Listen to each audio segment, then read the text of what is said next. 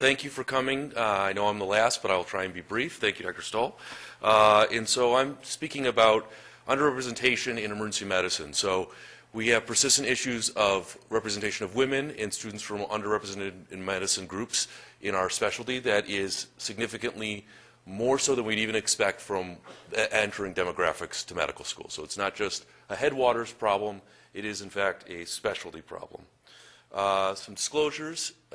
Part of this work was funded as part of my education fellowship that I got through the SAEM Foundation that I completed in 2018. It also is a small part of my dissertation that I'm defending next week for my PhD in higher education, and so some of my members of my committee are co-authors on this abstract. And then the data used is from the AAMC, the MBME, and the AMA, and we'll talk a little bit more about what data is involved, but without that, this would be a non-starter, I think. So why should you care about this? Well, you're in this room, so it's probably less of a hard sell than in many other cases. You're emergency medicine people because you came here, and you're probably interested in medical education, and so you may be thinking that this is an important thing about both our social justice and that we want to have representation from all voices that provide care. But it also has impacts on patient health care, which is, I think, the way I try and argue to people that don't care about this very much. That we have seen studies showing that there's differing outcomes depending on gender of emergency physicians, and with a lot of the data on cultural competency and physician-patient trust, you'd expect to have similar kind of outcome differences amongst patients of color. And we spend a lot of money to do this, and so if we're going to spend all this money from the federal government, we probably should try and do it well. And then selfishly, we want to make sure that we are recruiting and mentoring and developing the best possible emergency physicians. So this little bit of animation is intentional. This is the conceptual framework I built before I embarked on the study. And you can see kind of a longitudinal process, and the part that popped out there is the entering career interest. So using that idea of identity formation and self-efficacy, I think that our students all begin medical school with certain ideas about what it means to be a physician and how they've developed their kind of physician identity and their own sense of identity and their own sense of self-efficacy as a learner. And their connections to the healthcare system impact and inform what specialties they consider to be where they want to go. What kind of doctor am I going to be comes before we even come to medical school. And then over the course of medical school, that can change and be reshaped. So your academic ability can affect your ability to be competitive for certain specialties or to be successful during your rotations. Developing learner self-efficacy, especially career self-efficacy, that you can see yourself with positive experiences in that role. The educational culture and the structure by which the delivery of the content is done. So where does emergency medicine rank in a medical school hierarchy? Where does it have people with leadership positions? Does it have an equal seat at the table? And are they involved early on? And then, there are clearly economic considerations that people make regarding their medical specialty choices. That's been most borne out in the primary care literature. And then some of the same things that were impacting the entering career interests don't go away. So what your parents think you're supposed to be when you become a doctor still probably impacts how you decide what kind of doctor you're going to be. So this builds on some initial studies I did to look at issues with underrepresentation. Could we explain this away with the things that we understand to be important in career selection in emergency medicine? So the graphs on the right are some of the variables that were in that model, also were academic variables as well. And that's, the takeaway is what's in the big black and white box, because I want you to see it.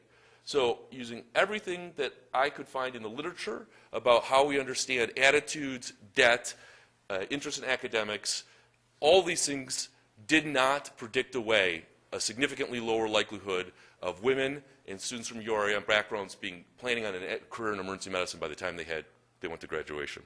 And that paper is in press and should be coming out shortly. I just got the proofs while I was sitting here, actually. But that led me to the question, how does emergency medicine career interest change from the time of entry into medical school until they get there? So are we starting out with people not being interested, or does that develop over the course of medical school? And the reason that's important is that's under our control. There are some things in the headwaters before people get to medical school that we may not have as direct a control over as medical educators. We damn well can have an effect on the hidden curriculum of cooling out people or recruiting people and how people feel comfortable joining our specialty. my hypothesis was that that women and URM students would have similar, if not equal, career interest in EM when they started, and that we'd have a cooling out factor where we turn people away from our specialty. So how did I do this? Well, the AAMC was willing to give me 6 years of data for everybody that applied to residency through ARIS, so 2005 through 2010. They also combined that on an individual de-identified level with entering questionnaire, the MSQ, graduating questionnaire, so those are surveys about attitudes and interests and planned career, and the academic data that was part of the AMCAS application, so their medical school application, and their ARIS, so their residency application. And then I tied that in the end to some AMA master file data that gave me some information about what happened after they left their training. And the NBME was willing to let me use step scores, which required a little bit of additional finagling.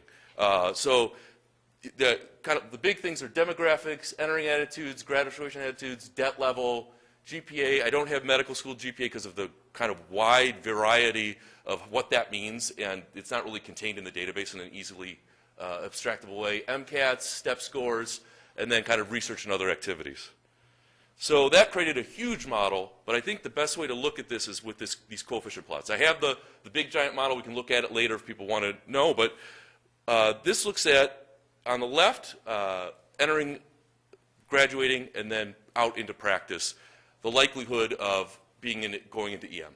So women have the same odds of having an interest in EM when they start medical school, but they have a significantly decreased likelihood of being interested in EM by the time we get to graduation.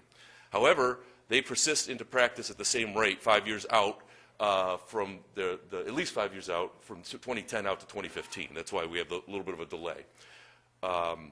More concerningly, URM students enter medical school with less interest in EM and graduate with less interest in EM.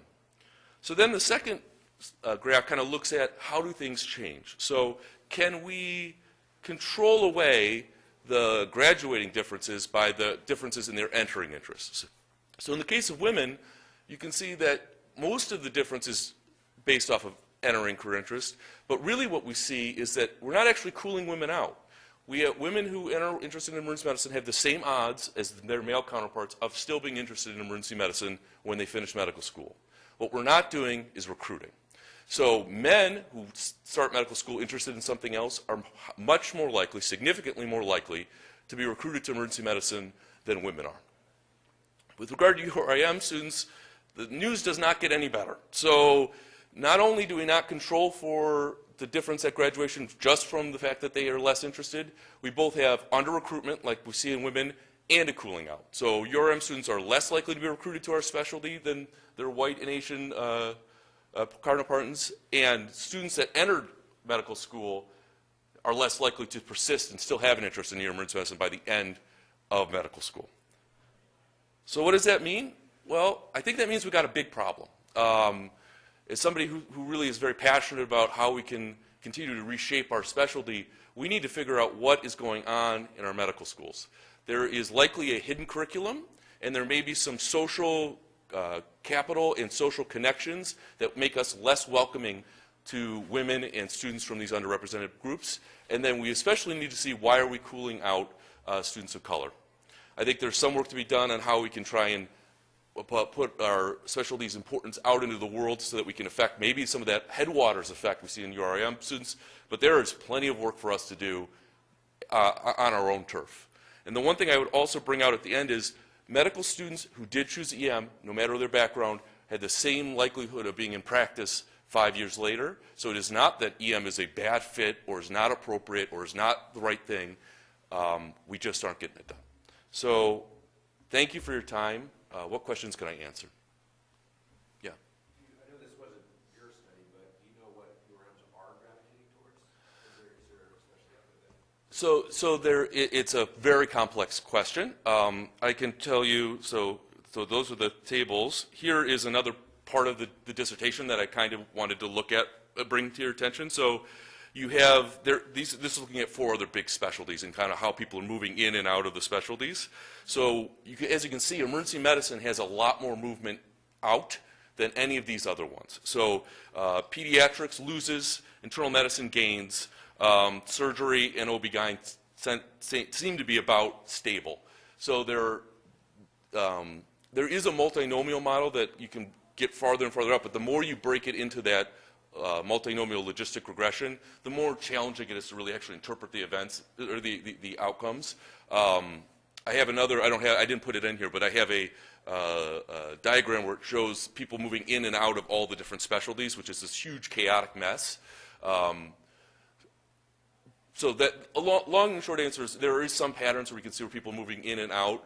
It's more complex than even what I'm showing here, and it has to do with.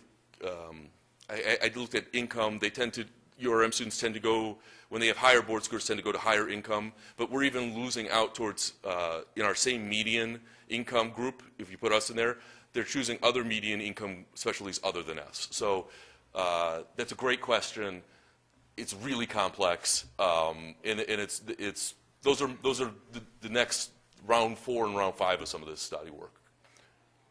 What other questions can I answer? Can you clarify again how women were less likely to leave pursuing EM, but there wasn't a cooling out effect?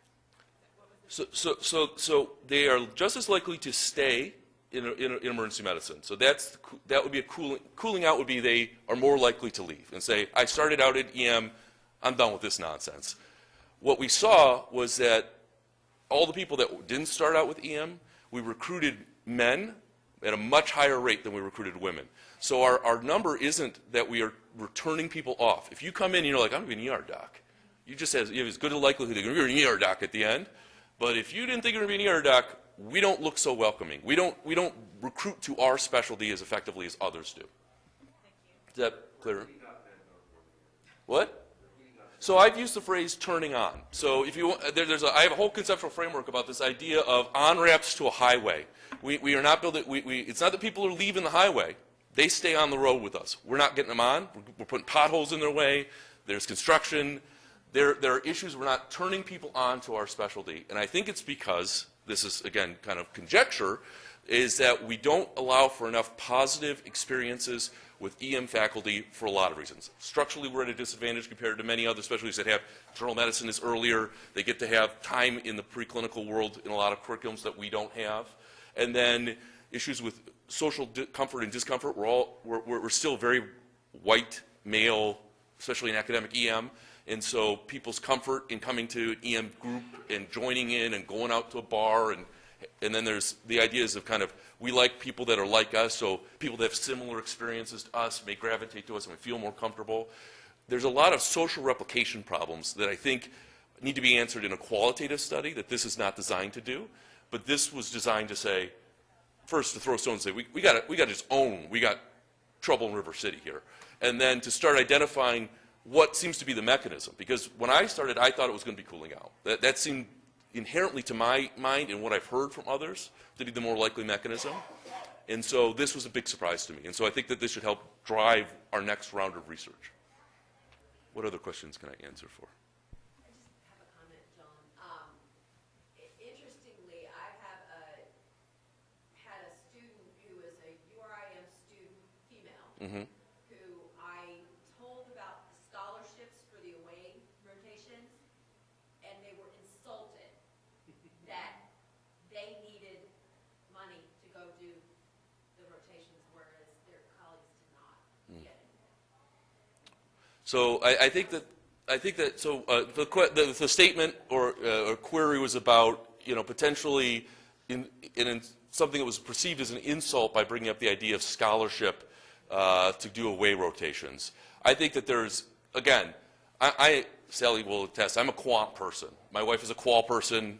We somehow have a mixed marriage with children that works. But that's not where my skill set is. But I was having a discussion with one of our Latina residents that she, in her career counseling at medical school, was told explicitly by the Latina group, you are selling us out by going into emergency medicine. The place Latinas need to go to achieve improvements is in family medicine and primary care specialties. And they try to tell her not to do it. So that is a qual thing, right? That is a N of 1. But I think that there is, some real issues that we need to sort out. URM students tend to have a higher likelihood of practicing in underrepresented areas and with patients without health care and those kind of things. We are the social safety net in a lot of places. So the fact that we can't recruit means that we are not making that clear, or it's not believed. We're not believed to be in that role. And that's what I took away from her discussion, was that people believe that we're not there for them, which is, again, I think a troubling potential. Again, there's not a lot of good news here. At least for me. Maybe there's good news. I'm a white male. Maybe this is going to work out great for me. But not really great news in general for everybody else. Can I ask, what's the next step then, I guess? Because you said you're a quantitative guy, and it seems like we need some qualitative answers for the next step. So do you have a plan in mind? That's a great question. So I actually think there's a number of ways we could proceed with this. So I think it's ultimately you're going to need a mixed methods overall approach, whether that's going to be each study is going to be mixed methods. I think you need to involve people in a prospective sense. I think the things that are lacking from this data is there wasn't quite enough, I'm using pre-existing data, so I couldn't have exactly the factors I wanted from my model. We only have 2 points. I think if you could do additional quantitative data entry throughout medical schools, so you could run more of an event history model.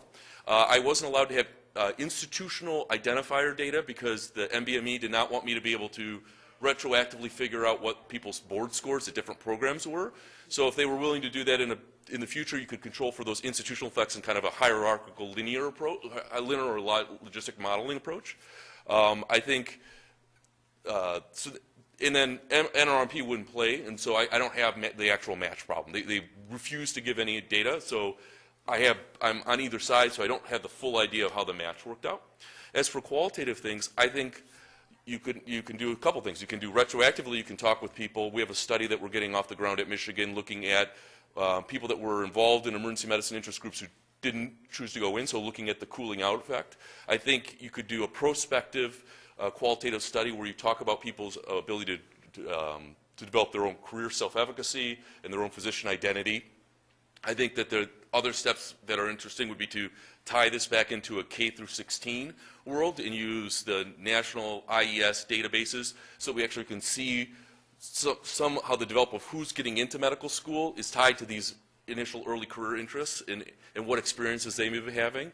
I think that this kind of modeling could be used for looking at likelihood of practicing into underserved populations and how we could predict that at medical school entry perhaps, or at least support that, or into academics. So I think, and then as kind of the other thing showed at the end there, this is, I did EM because EM is where I live, but this is important information I think for everybody, and it's going to have differing outcomes in differing studies depending on kind of what these preliminary results show you for like internal medicine versus pediatrics.